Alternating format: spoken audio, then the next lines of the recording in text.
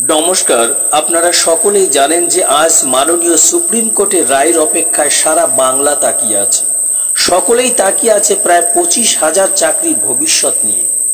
গতকাল 6 মে মামলাটির শুনানির কথা ছিল, কিন্তু মামলাটিতে একটি লেন্থি বা দীর্ঘ শুনানির প্রয়োজন আছে বিবেচনা করে মামলাটির শুনানি একদিন পিছিয়ে দেয় কোর্ট।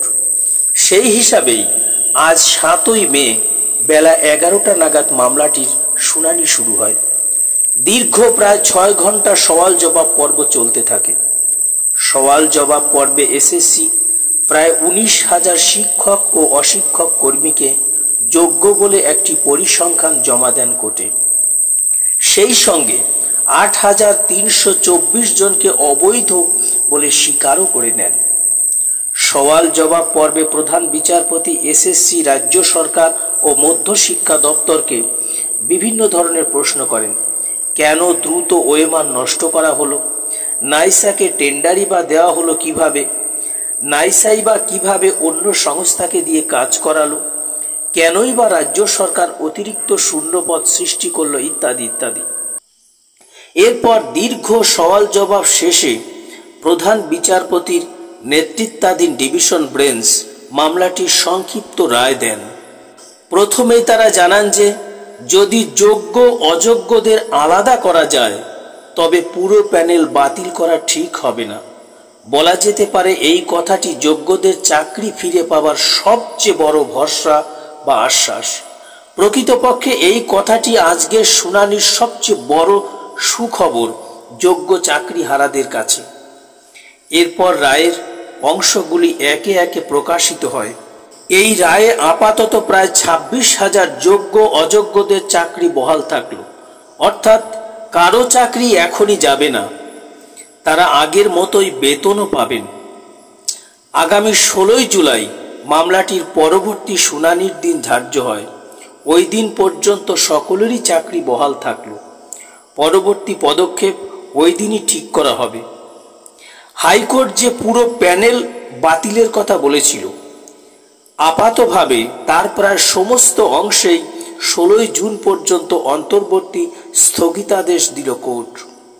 কারণ এই রায়ের যে প্রধান 3টি অংশ, যেমন প্রথমত সমগ্র প্যানেল বাতিলের যে রায় হাইকোর্ট দিয়েছিল, আজ এই অংশে তা যেমন স্থগিতাদেশ দিল কোর্ট, তেমনি অযোগ্যদের যে 12% সুদ সহ বেতন ফেরত দিতে বলা হয়েছিল তার উপরেও অন্তর্বর্তী স্থগিতাদেশ দিল শীর্ষ আদালত। আবার সুপার নিউমেরিক পদ সৃষ্টির প্রশ্নে সিবিআইকে দেওয়া বিশেষ ক্ষমতার উপর আগের দিন যে স্থগিতাদেশ দিয়েছিল সুপ্রিম কোর্ট, সেই অংশটির ওপরেও স্থগিতাদেশ বজায় রাখল কোর্ট। অর্থাৎ সিবিআই ইচ্ছামতো যে কোনো মন্ত্রী বা আমলাকে গ্রেপ্তারও করতে পারবে না। এই সব দিক থেকে বলা যায় হাইকোর্টের রায়ের মূল প্রায় সমগ্র অংশেই কার্যত অন্তর্বর্তী স্টে করল সুপ্রিম কোর্ট।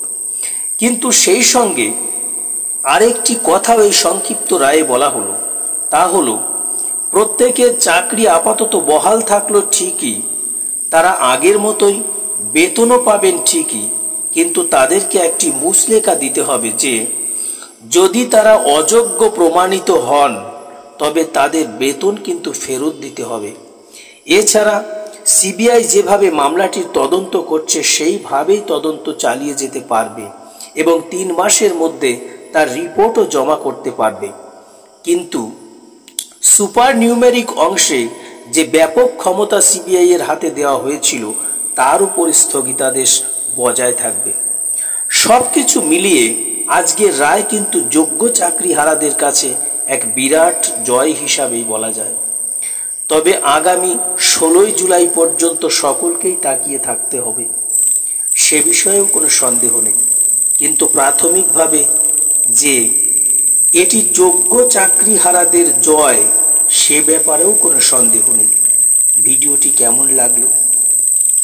ভালো লাগলে অবশ্যই কমেন্টে তা লিখবেন এবং লাইক ও শেয়ার করার সাথে সাথে এখনো যারা আমার চ্যানেলটি সাবস্ক্রাইব করেননি তারা সাবস্ক্রাইব করে আপনাদের পাশে থাকার সুযোগ করে দেবেন। ভালো থাকবেন। দেখা হবে এ ধরনের তথ্যমূলক অন্য কোনো ভিডিওতে। ধন্যবাদ।